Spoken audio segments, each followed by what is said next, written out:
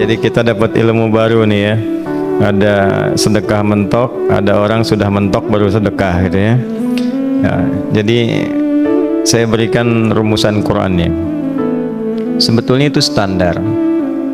Yang paling standar di dalam ujian Allah kepada manusia, supaya ada nilai rasa dalam diri kita bahwa kita itu punya Allah.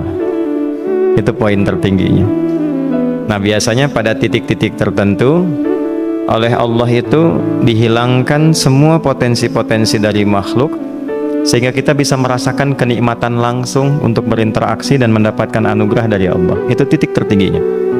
Sambil contoh begini, Nabi Zakaria itu yang paling viral di Al-Quran, salah satunya divonis oleh manusia tidak akan mungkin punya keturunan.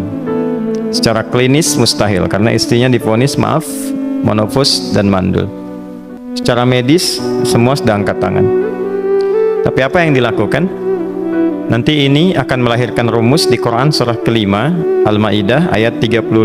Nanti jadi rumus standar dari apa yang dialami oleh beliau ini. Di titik itu beliau menangkap isyarat bahwa ketika manusia sudah mengatakan tidak mungkin, itu tanda awal dari Allah supaya kita langsung memohon kepadanya, karena Allah ingin memberi tanpa perantara siapapun. Maka dilakukanlah kemudian solat. Solat itu dalam bahasa Arab, terjemahan kitanya artinya sesuatu yang tersambung, terkoneksi.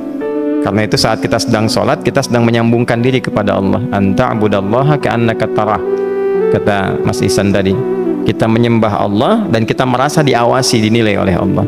Maka dalam solat itu beliau meminta, ya, permintaannya viral. Qala rabbi habli min ladunka dzurriyyatan thayyibah innaka sami'ud du'a.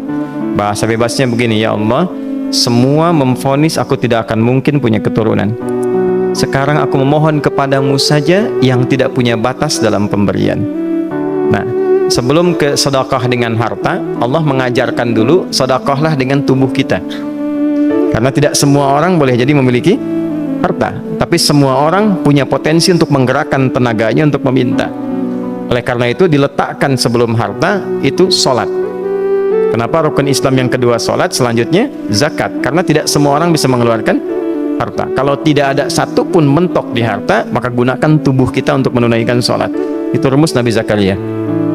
Maka beliau tunaikan di mihrabnya Maryam, minta ke Allah. Rumus kedua, sebut nama Allah, Asmaul Husna, sesuai kebutuhan kita. Jadi nggak harus 99. Misal ini mau menuntut ilmu, sekolah, sebut ya Allah ya Alim, pemilik ilmu. Ada persoalan rizki yang ingin kita dapatkan, ya Allah ya Razak. Ada proyek, ada kegiatan yang kira-kira tantangannya tidak mudah, ya Allah ya Al-Fattah. Ini beliau minta karena divonis tidak mungkin, maka meminta kepada Allah dengan nama pemberian tanpa batas, namanya Wahhab. Disingkatnya Hab. Rabbi habli, ya Allah yang tak punya batas dalam pemberian. Mereka memvonis aku punya batasan, maka mohon anugerahkan darimu saja. Jika padamu belum sempat juga terkabul, maka mohon tunjukkan kepadaku dengan cara apa lagi aku mesti meminta. Maka dalam situasi mentok itulah kemudian turun langsung jawaban. Fanadathul malaikatu wa huwa qa'imun yusalli fil mihrab annallaha yubashshiruka bi Yahya. Tolong garis bawah ini. Orang-orang yang langsung memiliki kesadaran saat di titik paling krusial, terendah, dan kita merasa tidak punya apa-apa, lalu ada kesadaran kita punya Allah dan meminta, itu seketika nggak ada sekat, langsung dijawab seketika. Nah, karena itu biasanya di momen tertentu setiap kita itu pasti mengalami peristiwa itu, apapun bentuknya.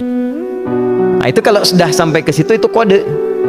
Jadi di Islam tuh nggak ada pesimis, ya, tidak ada pesimis, dan jangan pernah melarutkan diri pada sebuah vonis sudah ini nggak mungkin, nggak akan dikabulkan. Nah, itu jebakan setan. Karena declare pertama iblis ketika melakukan kesalahan itu kalimatnya jelas. Ana khairum minhu khalaqtani min narin wa khalaqtahu ya min tin. Saya lebih hebat, lebih bagus. Allah nggak mungkin, sudah nggak mungkin ada ampunan lagi. Jadi diteruskan kesimpulan ini, karena nggak mungkin katanya diampuni, ya sudah bermaksiat saja. Karena nggak mungkin dikabul, ya sudah pesimis saja. Padahal di titik itu Allah sedang membuka. Temukan kata itu, temukan hubungan itu, minta itu tanpa sekat. Maka seketika malaikat turun menyampaikan, doamu dijawab. Itu sedang berdiri, baru selesai doa, belum selesai sholat, belum salam.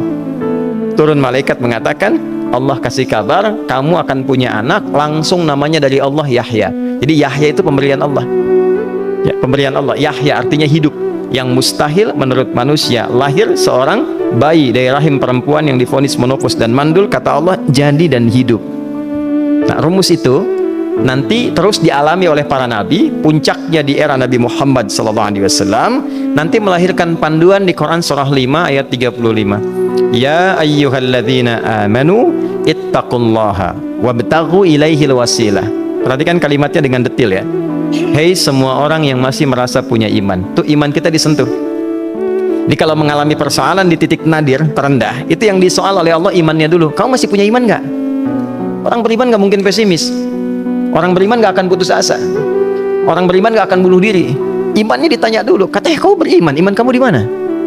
Kalau masih punya iman, kata Allah, ini ujian dari saya supaya kamu nyebut saya. Katanya ingin mendekat, kata Allah kan? Ittaqullah. Nah ini rumusnya. Wabtaghu ilaihil wasilah. Kalau engkau pengen cepat dapat solusi, maka aku berikan perangkat untuk cepat mengabulkan doamu itu. Perangkat itulah disebut dengan takwa. Nah, takwa itu ada urutan 240 kali disebutkan dalam Al-Quran, dibagi pada 3 segmen. Segmen ibadah ritual, segmen ibadah sosial, satu lagi segmen rumah tangga. Ya, karena itu tinggal cari aja di ibadah ritual, misalnya sholat, bangun tahajud malam, minta sama Allah, dekatkan diri kita. Salah satu kasusnya Nabi Zakaria. Ya, itu poin yang pertama. Yang kedua nanti ada maliyah sosial, itu yang tadi dipraktekkan, sedekah dengan harta. Ya, tidak harus banyak, yang penting Allah minta apa, ikhtiarkan, nggak akan dilihat berapapun nilainya. Yang dilihat itu ada nggak kemampuan mengimplementasikan imannya, itu poinnya. Titik itu ya. Yang ketiga nanti di keluarga, urutan pertama orang tua. Kata Ibnu Abbas radhiyallahu taala anhuma, tidak ada satupun aku melihat amalan tertinggi yang menarik perhatian Allah untuk memberikan ampunan pada orang taubat atau mengabulkan doa dengan cepat kecuali berbakti pada orang tua. Dan kisahnya viral sekali di Al-Bukhari, 3 orang terjebak dalam gua, kemudian tertutup batu besar karena berteduh hujan, tapi tertutup batu besar. Lalu ketiganya mendorong, tidak pernah bisa mengeluarkan tenaga yang mampu mengeluarkan mereka dari batu itu. Gak bisa gerak. Satu di antara 3 orang ini mengusulkan, sudah, ini tanda dari Allah, jangan gunakan kekuatan kita lagi, kita diminta menggunakan kekuatan yang Allah berikan. Coba kita cari amalan rumus takwa tadi. Satu di antara 3 itu mengatakan, ya Allah, saya punya seorang ibu. Setiap kali saya berangkat kerja, saya akan selalu siapkan hidangan untuk ibu, khusus untuk susu sebelum tidur, itu saya yang minumkan langsung kepada beliau. Itu berlanjut selama hidup saya seperti yang kau ketahui. Satu kali saya pulang dari kantor, dari pekerjaan, ibu saya sudah tertidur, sementara susu belum diminum. Dan kami putuskan tidak ada yang berani menyentuh susu dan minuman makanan kecuali ibu terlebih dahulu. Maka saya putuskan memegang nampan susu di samping ibu yang tertidur dan menunggu beliau bangun. Tiba beliau bangun tengah malam, saya berikan susunya tanpa saya katakan saya telah menunggu cukup lama untuk memberikan susu itu. Ibunya nggak dibangunkan, dibiarkan istirahat dengan nyaman. Begitu bangun, diberikan susu tanpa komen sedikit pun.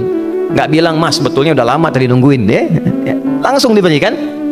Seketika ibu senang istirahat dan lalu mengatakan pria ini, ya Allah, jika engkau ridha dengan amalku ini, maka mohon bebaskan kami dari kungkungan batu ini. Lalu ketiganya berikhtiar mendorong, yang tadinya tidak punya kekuatan, seketika batu itu menggelinding dan membebaskan 3 orang itu. Nah itu persegi dalil yang sebetulnya jadi pedoman hidup. Dalil itu kan pedoman bahasa Arabnya, pedoman berkehidupan. Kita di Islam itu lengkap. Jadi kalau kita mengalami kasus itu dimanapun, ya, baik di kedudukan, di usaha, di pengetahuan, sudah mau ngapalin mentok gitu ya, itu ujian.